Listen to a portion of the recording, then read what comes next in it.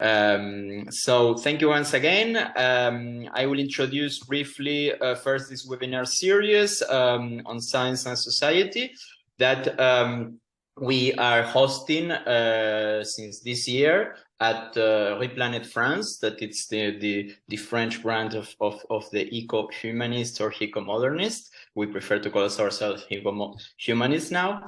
And our late guests last month were Gail Sinatra and Barbara Hoffer, that I believe maybe you know.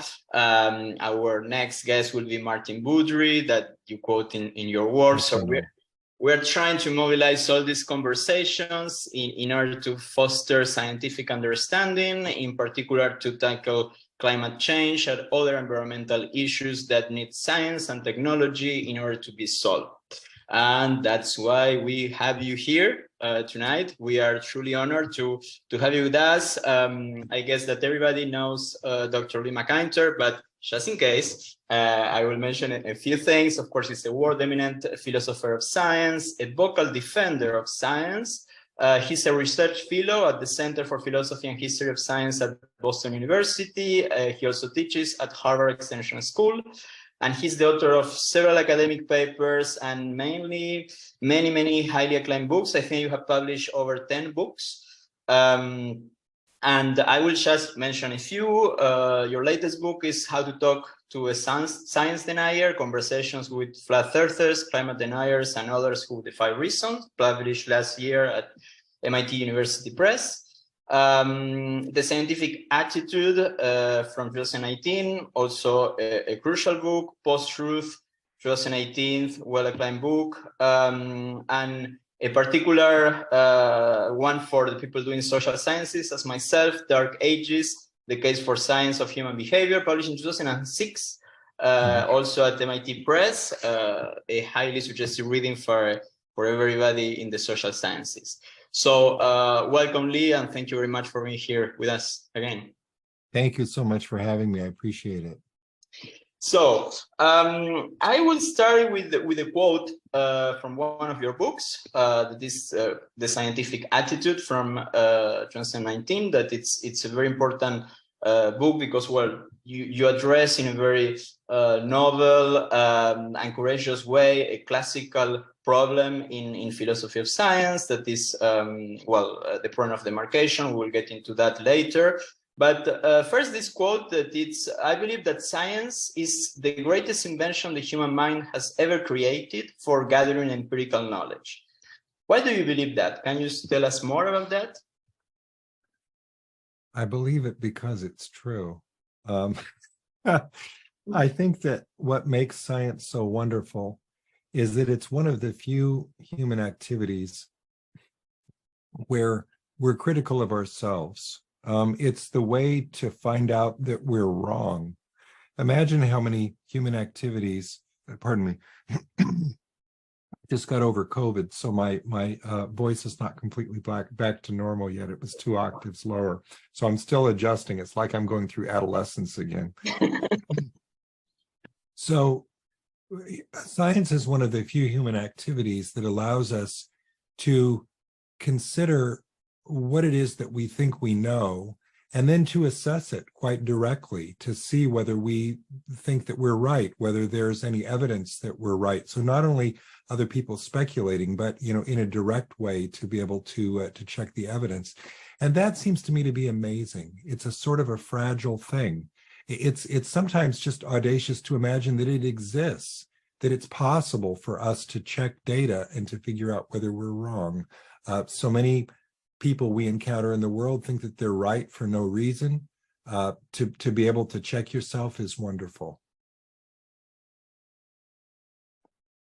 Okay, that's a pretty nice praise of science. But this leads me to the problem that I was mentioning before. And what you're saying, well, some people think that they are right. And how do we know actually what is science and what is not?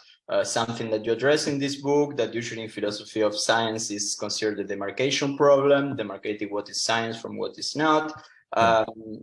And you provide the answer maybe with the scientific attitude, and it's important. So can you tell us more about this? So the problem of demarcation has really existed since the beginning of the philosophy of science. I mean, it's been around for more than 100 years. It's really the foundational question. And nobody has solved it yet. And maybe nobody can solve it.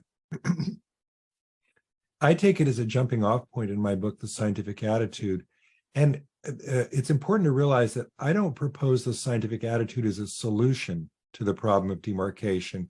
I propose it as a response to the problem that I think the problem of demarcation is trying to solve, which is this question of what's special about science. Now, one way to answer the question of what's special about science is to think that you've got this logical way of telling the difference between what's scientific and what's not. Science versus non-science, science versus pseudoscience. And some people, being philosophers, think that this has to be an extremely rigorous account where, for instance, you're giving all of the necessary and sufficient conditions for science. That's almost impossible to do. Philosophers, pretty smart people, if they could do it, they would have done it by now. So what I'm proposing in my book is, look, we may or may not ever solve that problem. That is the logical criteria. But while we're waiting to solve that, we're being beaten up by the science deniers, by the critics of science. And so we do have to answer this question of what is special about science. And what I think is the most distinctive trait of science is that scientists care about evidence, and they're willing to change their mind on the basis of new evidence. That, and the important thing for me about that, pardon me, is that that's not a method. That's an ethos. That's a value of science. It's just this guiding principle that all scientists embody and use it to critique their own work, to say, I think I know this, but let me check the evidence. So it means that scientists are both open-minded and skeptical at the same time, which again, I think is pretty wonderful. I'm very pro-science. I defend science. And so you're going to hear a lot of nice things about science from me. You say in your work that the scientific attitude, your book is intended to proselytize for science, right? Yes, because if you know what the scientific attitude is, you can grow it elsewhere. That's what I think is missing in so much of the social sciences. I used to think that it was the method.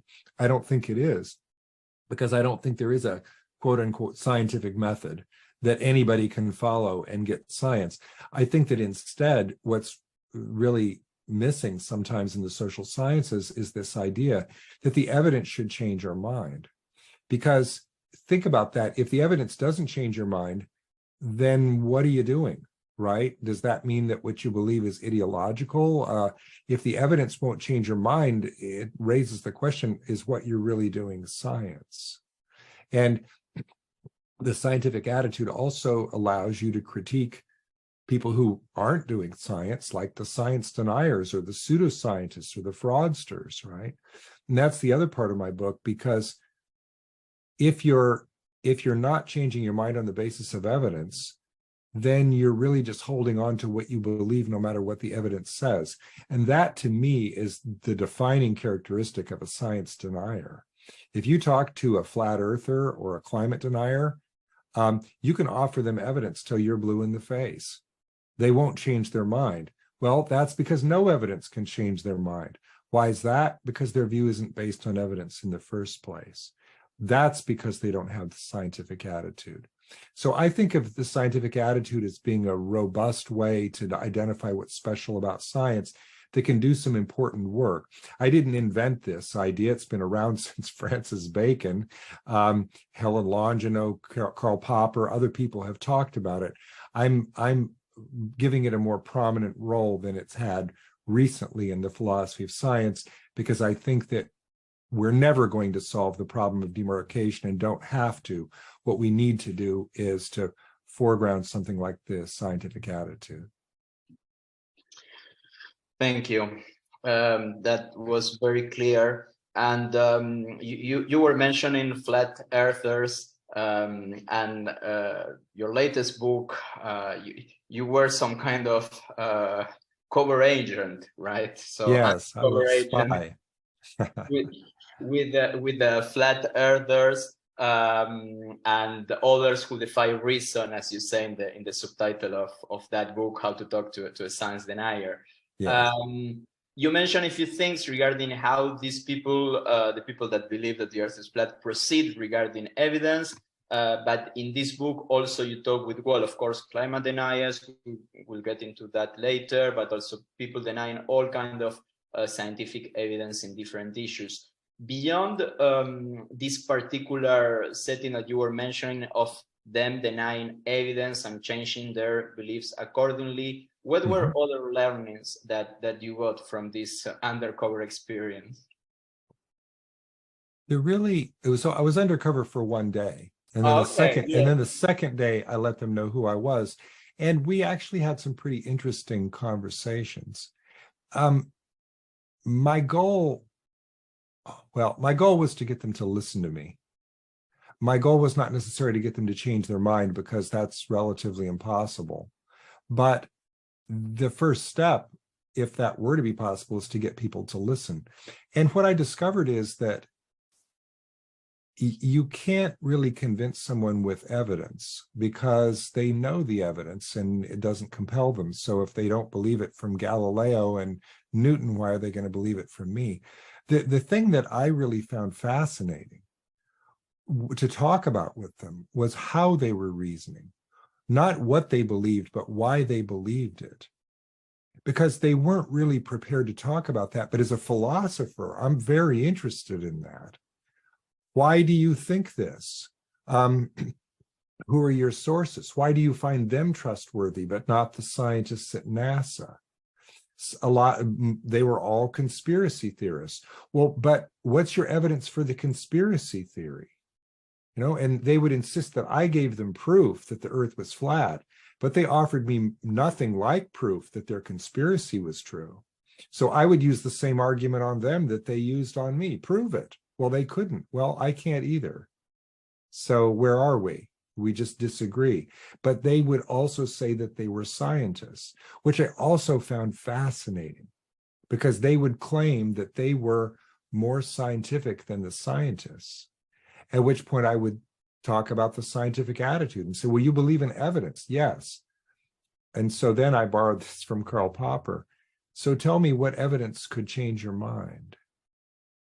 And that's a devilish question, because any scientist can answer that.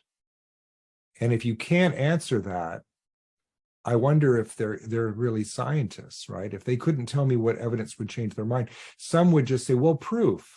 Say, well, come on now, you're just having fun with me. Proof. Tell me what would constitute proof. And so we really, I mean, the interesting part was that they really welcomed the conversation. They enjoyed it, I think, because I was patient and calm and respectful. I was not hostile. I didn't call anyone names, make fun of them, and they didn't make fun of me beyond a certain point, I guess, because I was outnumbered. But we had some pretty good conversations. And I know that sounds amazing, and I'm not going to say that it was comfortable the whole time, because it wasn't. But we actually had some very engaging conversations, which made it all the more frustrating that I couldn't get them to change their mind. Do you think, I know that you're familiar with the work, for example, of Hugo Mercier. Yes. And there is, I mean, Hugo, what he claims in his book, Not Born Yesterday, is, well, that most of the people that believe in these kind of theories, or let's call it, of course, conspiracy theories, but this particular one, flat earth thing, is a little bit different maybe from other conspiracy theories. But usually people don't actually believe that.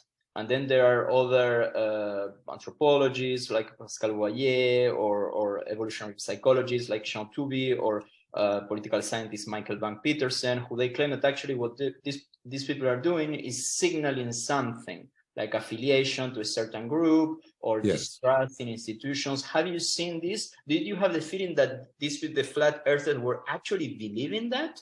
Yes. Yes, they were. And I now Mercier and Sperber, I have such respect for their work. I mean, it's so interesting, and they have this whole account of what it means to believe something and how you could evolve to believe, to profess something, to convince somebody of something that wasn't true, and how could that be helpful in the evolutionary environment. And they've got a very interesting argument about this. What I find really fascinating is the human ability not just to delude other people, but to delude ourselves. So when you ask the question, do they really believe it? I think that they do at some level. So it can be a way of signaling identitarianism, but even to themselves, remember, because it's somebody that they're trying to convince of just how committed they are to these beliefs is not just the other people, but themselves. So it's not like they're walking in there as a fake and they know that the earth is round and they don't believe that it's flat, but they're, for some perverse reason, getting something out of pretending that it's flat, maybe because they think it's funny or, et cetera. No, I think that they actually believe it. And the reason I think that is because if you talk to them long enough, you realize their lives are quite heartbreaking. They get kicked out of their church. They're alienated from their family. They lose their jobs. No one would do that for fun. They must actually believe it. And some of them are quite passionate, almost quite zealots about it, that there are these conspiracy theories that people are lying to them. So for all the respect that I have and how much I enjoy engaging with the sort of arguments that you're talking about from Mercier and Sperber and the others, I think that as much as I was an anthropologist walking in there and seeing, interviewing, I don't think they were faking it. I think they genuinely believed it.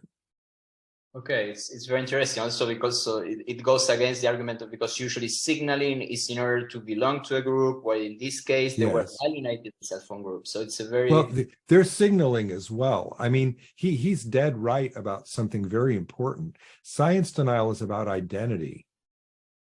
So science denial is about, and there's a social aspect to belief. So if you want to belong to that community, you have to signal to them just how committed you are. That's absolutely correct. But again, we're also signaling to ourselves. We're also trying to convince ourselves. Think of a religious person who's questioning their faith. Do they believe it or do they not? It's not clear. I see. And do you think that there is, beyond the flat earthers, but for other people that defy reason or evidence, and I'm thinking in particular in people who oppose GMOs, that actually there is another chapter in chapter on this, yes. Yeah. And for us in our association, it's very important because, well, we are of course for NGOs, and we think that it's very important to tackle different environmental issues. So the question will be, do you think that there is a window of possibility to change the mind of these people? For example, in Steven Picker's latest book, he deals with this, like, well, the people that you can change their mind and the people that, well, will never change their mind. Yeah, it's a spectrum, right? There are certain people that's exactly right. There's certain people that you're wasting your time, except that if you don't address those people, you've got to remember that some of those people, even if you never change their mind, they're the ones who are the loudest people who are changing other people's minds. And so you do at some point have to meet their arguments. If you just ignore them, they're amplifying lies all over the place.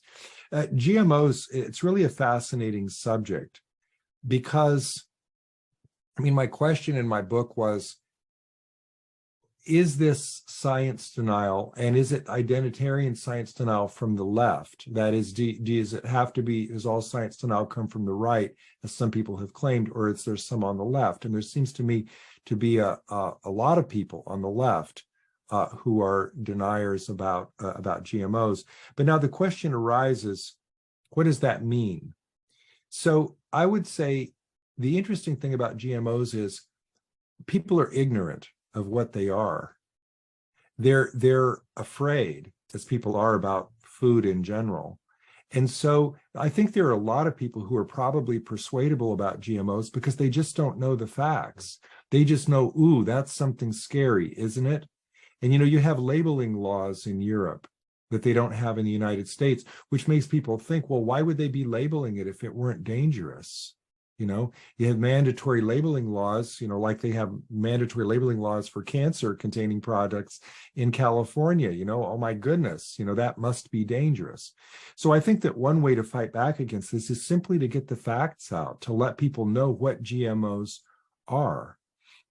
And I think the other thing is to make sure that you're not letting people get away with equivocating. An awful lot of people who are against GMOs are not actually against GMOs, they're against pesticides. And there's a distinction here. Now, certainly, if you look at the corporate history of Monsanto, one reason why they invented some of the GMOs that they did is so that they could take more pesticides, because they, create pesticides. And people don't want pesticides on their food, and I understand that.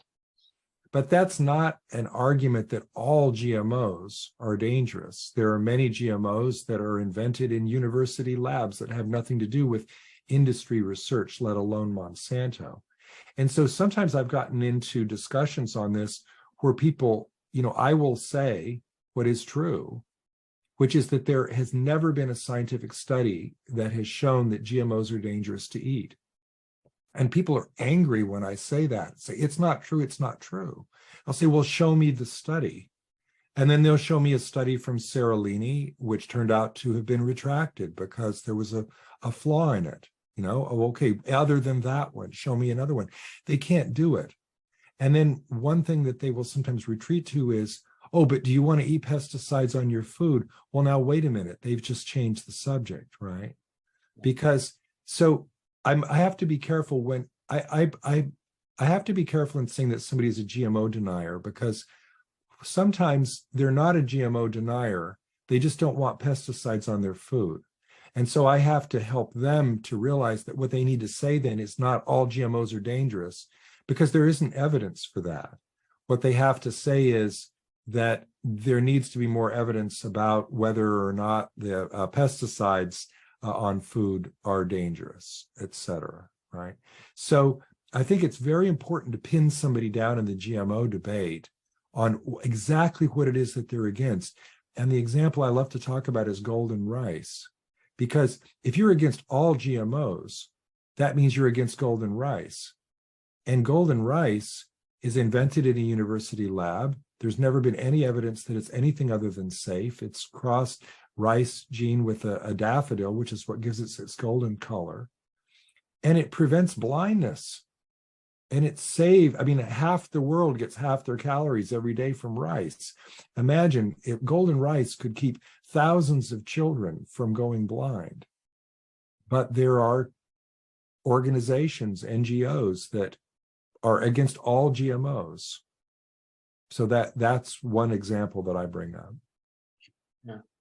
And actually, when we were mentioning, well, that it's necessary to pin the debate regarding GMOs, and I was thinking also there is this trend, I guess that in the US it started before than in Europe, regarding organic food, and not being, Yes. according to my understanding, much studies or any studies supporting that it's better for health or anything like that, but there That's is right. the whole debate regarding pesticides and all that. So I don't know if you see also the debate is saying, well, organic food is better, and actually we know that. It's hard because I don't even know what organic means. I'm not sure there's in the United States that there's does the FDA regulate that? Is there a scientific criteria? And, I invite you sometime to pin down somebody who shops at Whole Foods and ask them, is everything here organic? Are you guaranteed that there are no GMOs? Is every organic product non-GMO? No. Well, aren't there some GMO ingredients in some of the cereals that they sell? You can get quite specific, and they really don't know. And so people, the problem with food is that people are afraid of what they don't understand, what they don't know. And so they've got these words like frankenfoods. You know, people are scared. Well, I'd rather just pay the extra and not have to worry about it.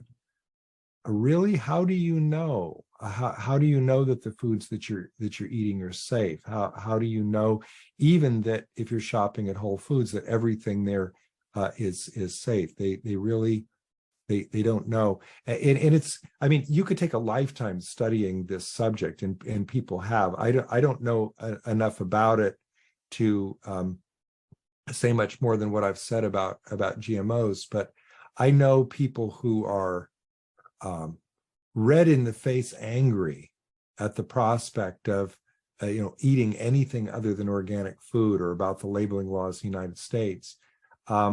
It's just when people get angry, that's when I start to wonder about belief.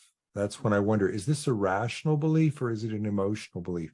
And some of the most interesting interviews I had for my book were with friends who were scientifically oriented about the subject of GMOs. Now, I had to do this because it was COVID, and my plan was to go over to the local Whole Foods and interview people about GMOs.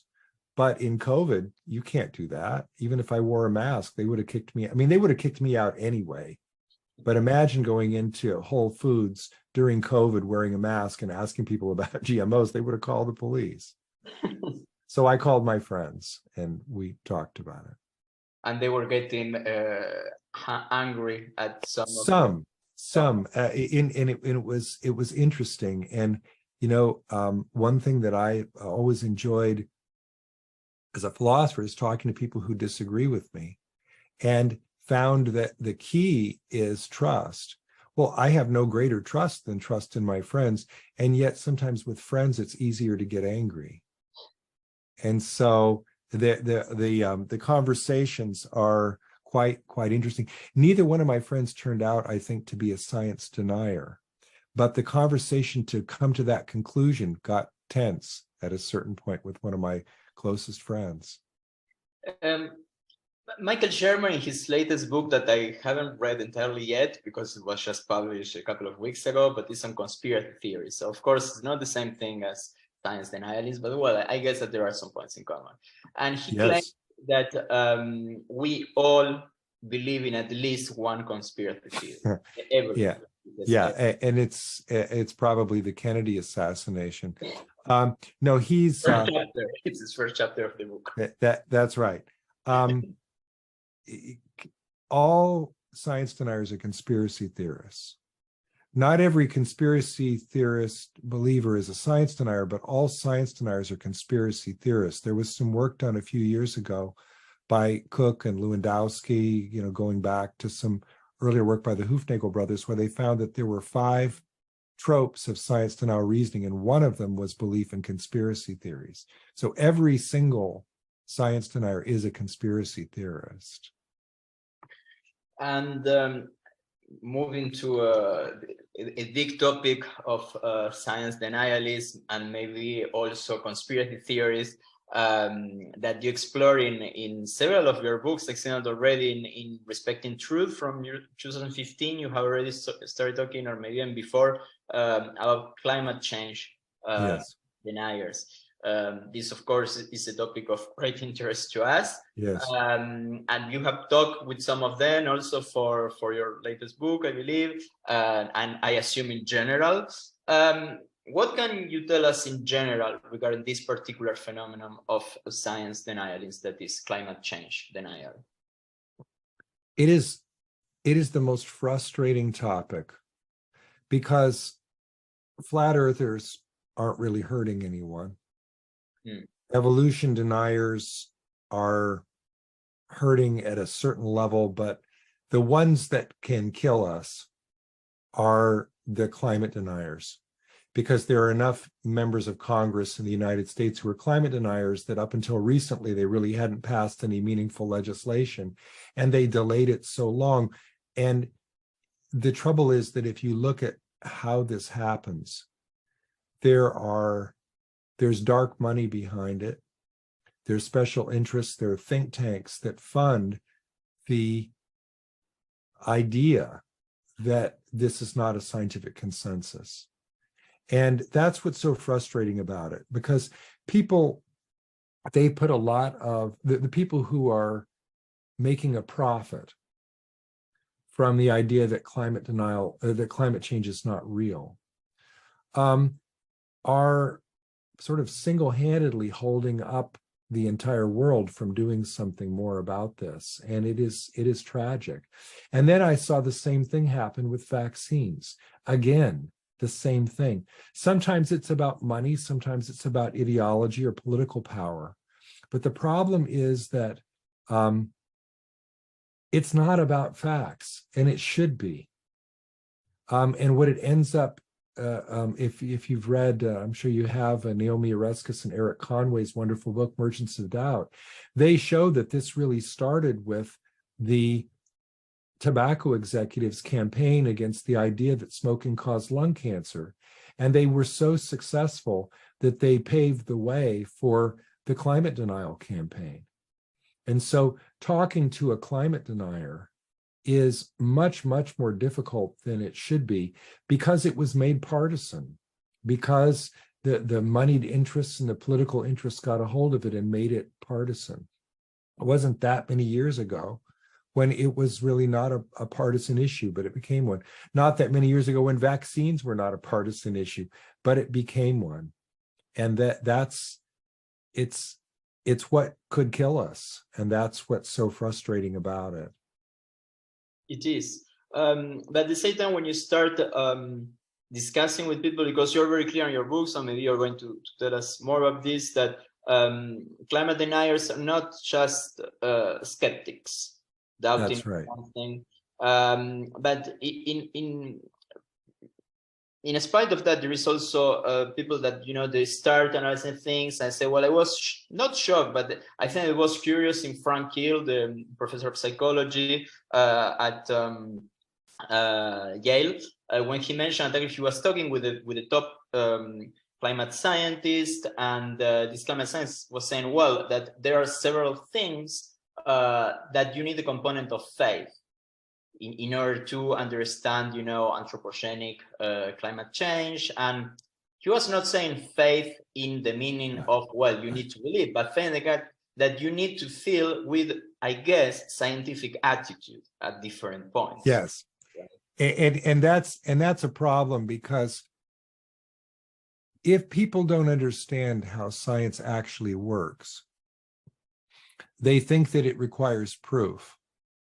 And then when you can't offer proof, they think, see, I could be right.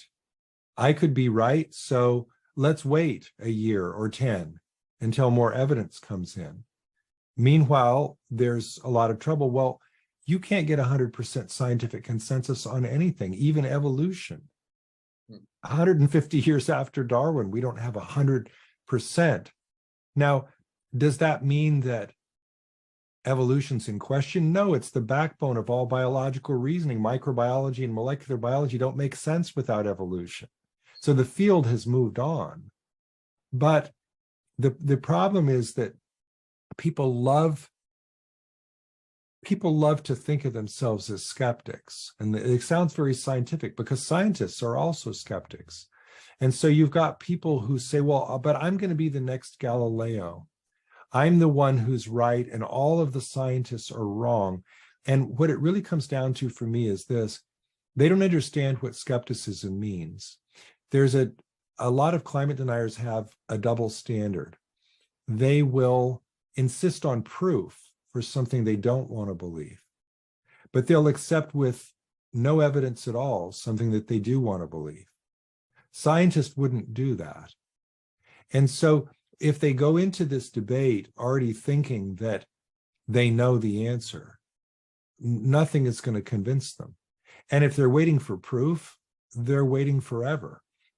Science is actually based on the idea of warrant. There are different degrees of belief based on the evidence. And the evidence for anthropogenic climate change is now so strong. I think it's 5 sigma. It's 1,000,000 to 1 or better chance that the scientists are right and the climate deniers are wrong. But they hang on to that one chance out of a million or a billion to say, see, it hasn't been proven yet. I think the only thing to do is to ridicule them. Do you know the movie Dumb and Dumber? Yes, where the great classic scene where he's trying to convince the woman to go out with him and she keeps saying no, and then he finally says, what would it take for a girl like you to go out with a guy like me? What would the chances be? And she said 1,000,000 to 1. And he said, so you're telling me there's a chance? You don't want to be that guy, right? You don't want to be the guy who says, so you're telling me there's a chance. And I mean, that's silly. And you're literally comparing deniers to the movie Dumb and Dumber. But I mean, aren't they saying, so you're telling me there's a chance? No, I'm not saying there's a chance. I'm saying you're misunderstanding the nature of scientific reasoning, and you're wrong.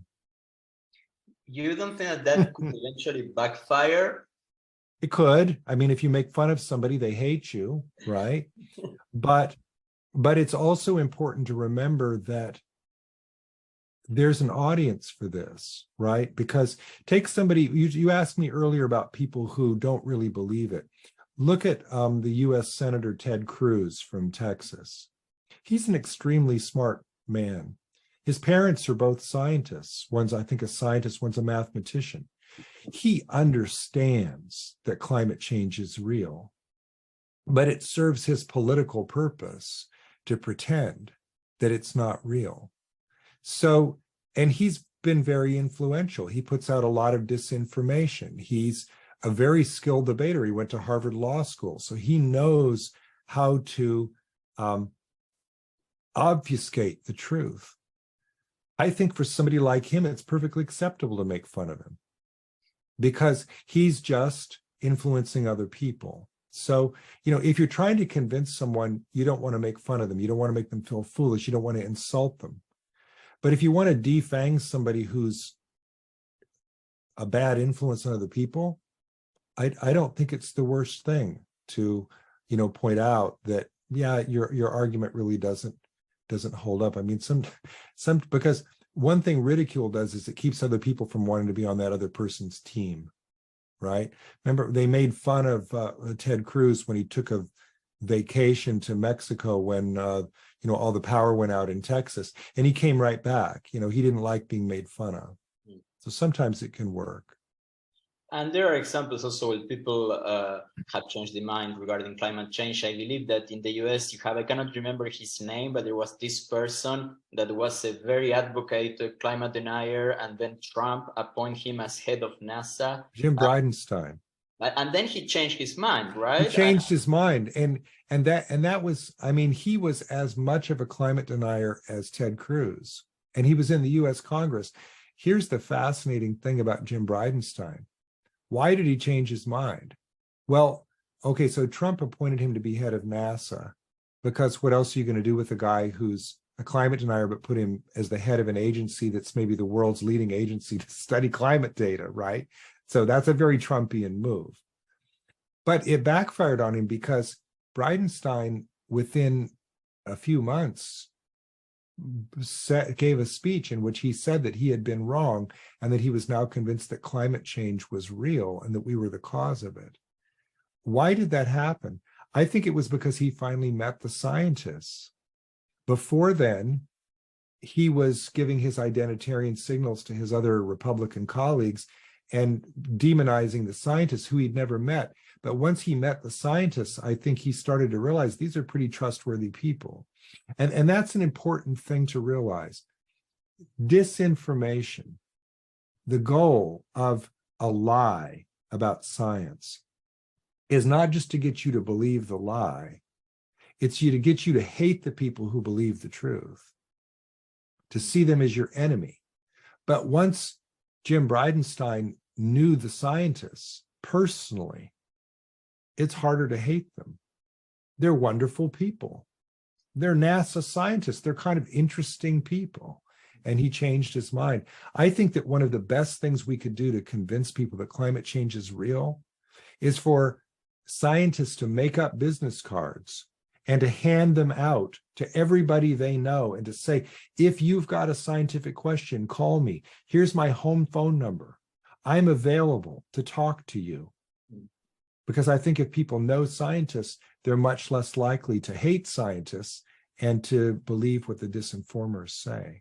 Now, easy for me to say they're not going to be calling me, but I think that might work. There are studies that actually shown, I found a recent study done in Eastern Europe, I believe, regarding vaccines, and it was doctors that they were, taking the time to answer every single question that people find on vaccines, and it seems that people afterwards were more willing to vaccinate. But also what I wonder, I know what you think, but I guess that in the particular example that we were mentioning, if I'm not wrong, this person was a military pilot, right? It's possible that? Which person are you talking about? The person who become head of NASA and then changed his mind regarding climate change. I don't know Bridenstine's military background. Because I wonder if the fact that he was a pilot couldn't be that he already kind of have some kind of scientific training that make him more I don't predisposed. I have no idea. Maybe I'm confusing with another person. I don't know anything about his military background. I mean, it's possible. People will listen to people that they trust. And so it's really quite important for people to know scientists. I mean, when I went to the Flat Earth Convention, I was the first philosopher maybe that they'd ever met. And they didn't trust me, but they'd never met a philosopher before. But after 2 days, people were shaking my hand and patting my back and saying, let's keep up. Interesting. Now, and that's a lot considering that their conspiracy is that the flat earth conspiracy is by the devil, which means that maybe they thought that I was doing the devil's work. So, and so I'm not pretending that they trusted me. But we did have good conversations in which I got them to listen. So some modicum of trust was there. One flat earther was asking my advice about how he was doing in convincing people to change to flat earth. I don't think he would have asked me that if he didn't trust me. And regarding one last question before moving to the questions of the public, but in regard to trust, trusting scientists, meeting scientists, the importance to change your mind on scientific issues. You have done a lot of work on the social sciences and the problem with the social sciences and what is not scientific of the social sciences. And there is, well, different either cases of research showing this move in the social sciences that from being bad to being really bad, with some disciplines that have gone full anti-science. But these social scientists doing things that oppose, for example, evolutionary theory or lots of things we can mention, they are at universities. Some of them, they are contributing authors to the IPCC. Isn't this a problem for the credibility of science that some people that don't do science are considered as equal with actual scientists? It is, and I'm always hesitant because I love the social sciences. That was the first thing that got me into philosophy, was thinking about the philosophy of social science and how to make social science more rigorous. So I'm hard on the social sciences, but it comes from a place of deep respect and love, because I think that a better social science could make our lives better.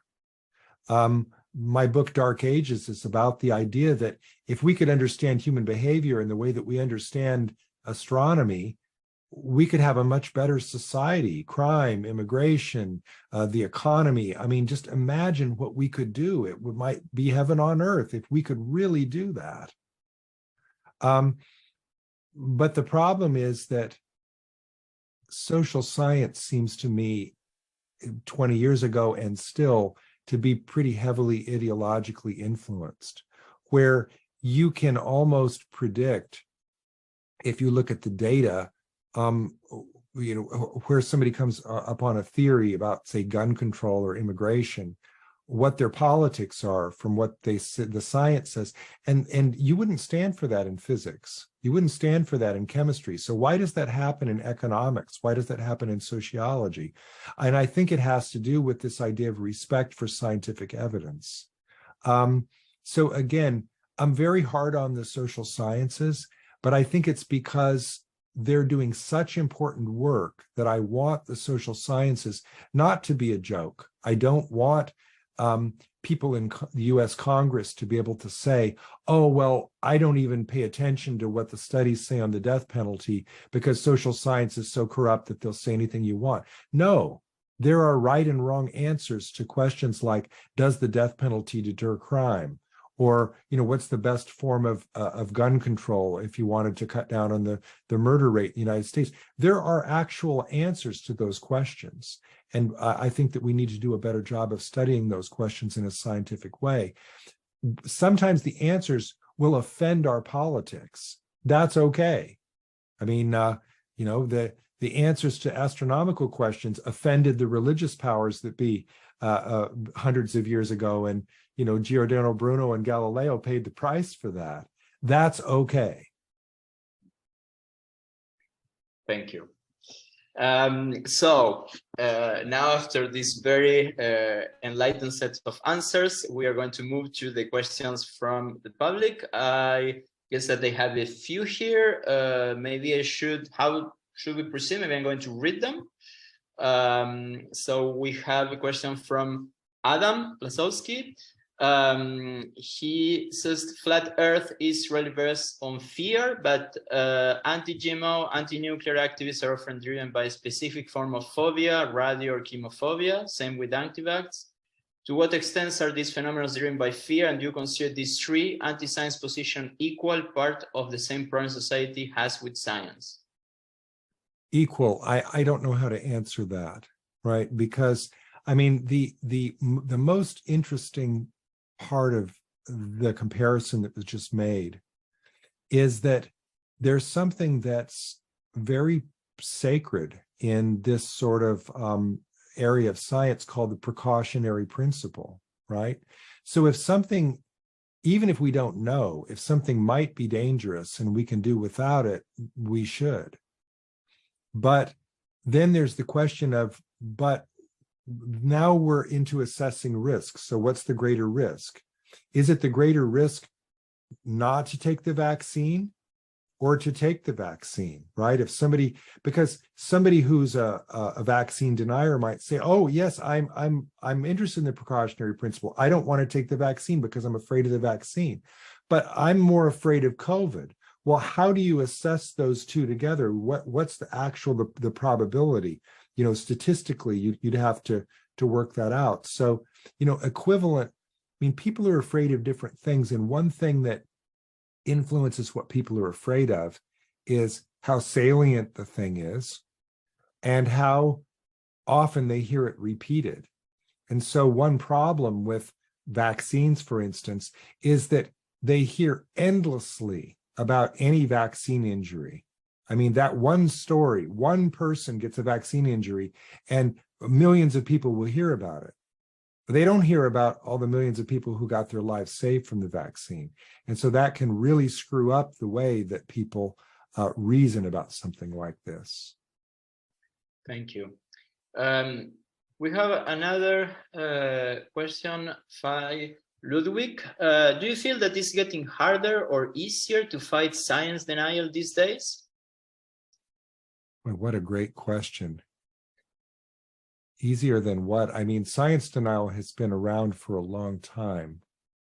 I mean, I'm lucky I'm not Giordano Bruno getting burned at the stake, right? I did a master thesis on him. So is it easier? So I stood in the Campo de Fiori looking at his statue, thinking he was burned on this very spot. So I can't really make the claim that science denial is worse these days because I haven't been burned at the stake yet. But is it worse today? I think what's happening is this. I'm not sure I can convince anyone, I'm not sure the data exists to show that there are more science deniers now than there used to be. What I think I can show is that the science deniers have a louder voice than they used to as a function of the internet. You now find the ability of even people with fringe beliefs to get their message out to millions of people. And that can be a very dangerous thing because of the way human cognitive bias works. The thing that we hear first, and especially if it's repeated, is more likely to be the thing that we believe to be true. And so that's a very dangerous thing. And it's why I'm so scared of what's going on at Twitter, and why the social media companies and their algorithms frighten me, because if they don't get a hold on this information, then even if there aren't more science deniers, or even if it's not worse than it used to be, the consequences can be worse. We have a question from Guillaume. It's a very long one. The question itself is, how shall we handle the contradiction between scientific humility and political need to defend a partially arbitrary solution? That's the question. And the explanation that he gave before is, on complex, strong uncertainties context, best science can usually do is reducing the range of possibilities, so a unique solution might be implemented. Thus, there is a negotiation round that is not fully scientific. I guess he's thinking maybe in the IPCC. Nevertheless, the solution is usually labeled science evidence for rhetorical political reasons. How shall we handle the contradiction between scientific humility and political need to defend the partial arbitrary solution? So, one of the great character traits of scientists is that they're humble. Humble not in the sense that they don't think that they're right in their theory. I mean, some scientists are quite pushy about that, and then other people in the field will check their work and see. But I mean humble in the sense that there are always error bars attached to any scientific statement. A scientist can always say, this is what I don't know. Here's what would convince me. Here's what would change my mind. And that's a wonderful thing, to be humble in that way. Sometimes that can interfere with communication to the public, because humility can sound like ignorance. Humility can sound like underconfidence, or, we don't know. And I think that scientists have to be careful that humility doesn't get in the way of courage for standing up for what you suspect, based on the strong evidence, is very likely to be true. I mean, when the evidence in favor of anthropogenic climate change is so strong, I think that the humility has to be in proportion to the evidence, right? So it's okay to say, well, here's what we don't know, or, here's some interesting anomalies in the data, and then, present the case as strongly as you can. I mean, scientists have that ability always to be proven wrong by some future data. But I think it's important when communicating that to the public to say, but it's very unlikely. So that's why I like what Reuters did with that story about the 5 sigma, to say, okay, you know what 5 sigma means? That means it's 1,000,000 to 1, because people understand that. Is it possible that the climate deniers are right? Yes. What's the chance? It's 1,000,000 to 1. Well, that's the chance Jim Carrey's going to get a date with that woman. It's 1,000,000 to 1. Thank you. So 2 last questions, one from Armel and the other one from Caroline. First, I will start with that of Caroline. Do you think that the scientific attitude is not enough or not properly taught in universities? And then the follow-up with, well, what about Europe versus the US regarding that? I don't know whether it's taught, how it's taught. I don't know how science is taught in Europe. I do know that in the United States, at the high school level, and especially at the elementary school level, science is often taught as science appreciation. look at these geniuses who've made all these great discoveries. Let's study what they discovered. They almost never teach one how to be a scientist. They almost never teach the scientific attitude, the set of values that lead one to become a scientist, the experimental attitude, the curiosity, the humility, the respect for ignorance and uncertainty. Those are really important things to learn. And I think we should learn them as kids. So by the time somebody gets to university, it's too late. I mean, the people who are going to become scientists, they've already had those values instilled, and the ones who aren't don't necessarily know. I think the time to instill those values is as kids, because if you think about it, children are very curious, and they're not quite as afraid as adults of making a mistake. They'll say, oh, because if you say to a kid, oh, how do we going to tell the difference? Let's go see. Let's go out in the backyard and measure this. They might really find that very fascinating. I loved being a dad. My kids are grown now, but I loved being the dad of small children, because I could say to them, they'd come to me with an empirical question. I'd say, let's go find out. How could we find out? Well, how many worms do you think there are in the backyard? Well, I don't know. We can't dig up the whole backyard, but let's go out with a shovel and let's dig up a whole foot of earth and measure how many earthworms are in that foot. And then let's measure how many feet there are in the backyard and then multiply it. And that's probably how many earthworms are in the whole backyard, right? So that kind of thinking, and I love that because I got to be a kid again, right? But that kind of thinking, if we could teach kids to do that, I think there'd be more scientists. Thank you. So one last question, that it's why so we are a bit trapped. Scientists are so humble, they can seem ignorant, and conspirationists have a louder voice thanks to social media. So what can we do? And I guess before Armel also want to do, well, what can we do in order to give a louder voice to scientists? It's hard, isn't it? Because I forget the exact quotation, but about the people who are in a position to know are always wondering, and the people who aren't, or have no doubt, they have a loud voice. The person with them shouting on the microphone, sometimes that's the person who really doesn't know. There are places in the United States, I don't know about Europe, but I imagine that there are as well, that teach scientists how to communicate with the public. There's the Alan Alda Center at SUNY Stony Brook in New York. And then there's the Center for Public Engagement with Science at University of Cincinnati. And those are places that scientists can go to learn better how to communicate with the public. By the way, this morphs into the answer I just gave to the other question. There are examples, Finland, say. In Finland, they have a wonderful curriculum in critical thinking for elementary school children to understand what's fake news, to be consumers of media, critical consumers of media. So I would be shocked if there were not institutes like the two I've just described for scientists as well. This is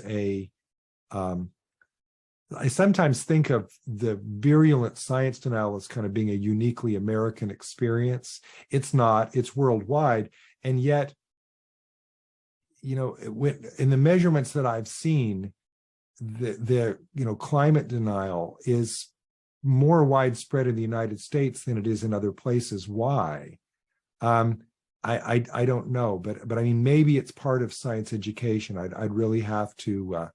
I know I want a fellowship and I want to come to Paris and I want to study this, okay? Because that would be wonderful to find this out, because I think that scientists can reach out. Scientists can talk to people. There was a study in Nature Human Behavior in 2019 by Cornelia Bache and Philip Schmid, which gave empirical evidence to show that scientists could convince science deniers to give up their denialist beliefs. That was one of the most encouraging things I ever read. And it suggests to me that scientists should not be deniers. Because I've talked to scientists who say, oh, bless you for the work you do. It's not worth my time. And I think it isn't? Really? Are you a denier? Because I read the Bates and Schmidt study, which showed me that it was worth, I mean, how can I say what's worth your time? But could you be effective? Yes, you could, right? So I wish more scientists could reach out. And I've written about this. I had a piece in American Journal of Physics, and I had one in Nature. Only thing I'm ever going to publish in Nature, because it was an opinion column, not a scientific study, to say, you know, we need more scientists talking to deniers. This is a big problem, and scientists are uniquely qualified. Other people can do it too. The allies of science. That's the other thing Bates and Schmidt showed. There are ways for the allies of science to do this as well. It's called technique rebuttal, not content rebuttal, but we can do it too. But I think that we need to stop saying, oh, these people are crazy and there's no talking to them. We need to talk to them. One very last question. As I mentioned before at the beginning, our next guest is Martin Boudry. Once again, Yes. That's quote. I know that you don't have the same view regarding some issues, for example, the demarcation problem. That's right. But do you have a question for him? That I do. I know Martin, and we're on a panel together for something else, and so this is a question that I should just ask him directly, but I'm going to sneak it around through you, and then you'll tell him that I asked it, and then he'll be surprised at this. But I think this is a fair question. I'd like to ask him if he thinks that the problem of demarcation is soluble. Why hasn't it been solved yet? I find that, and I don't mean that in a smarmy way. I mean, I'd really like to know, because I find that fascinating. It's been 100 years. Why hasn't it been solved yet? Yeah. You'll get a great answer from him. We'll He's very smart. He's very smart. He'll give a great answer, and I want to hear what that is.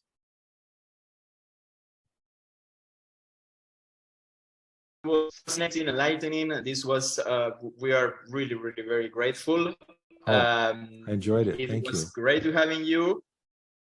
And for people listening to us, once again, remember Lee's books, The Scientific Attitude, and how to have conversations with science deniers, like how to talk to a science denier, the latest one. So thank you very much.